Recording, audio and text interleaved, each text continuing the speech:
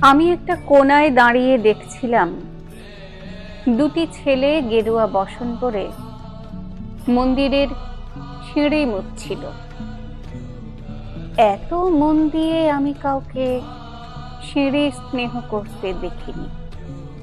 এত ভালোবাসা দিয়ে আমি কাউকে ধুলো তুলতে দেখিনি।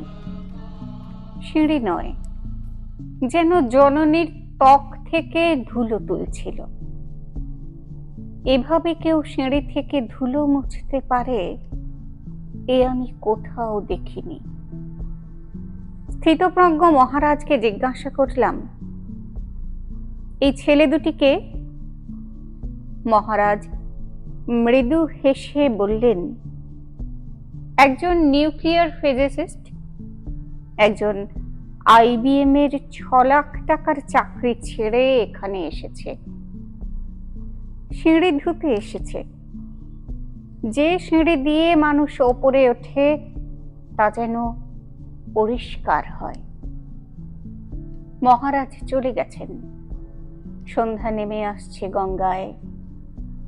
আমার ভেতরেও নামছে সন্ধ্যা।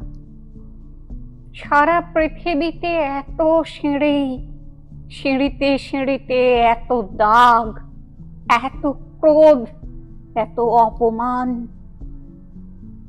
আরতি শুরুর আগে মনে হলো, যে সিঁড়ি মুছতে পারে না সে কোনোদিন মানুষের চোখের জল মুছতে পারবে না।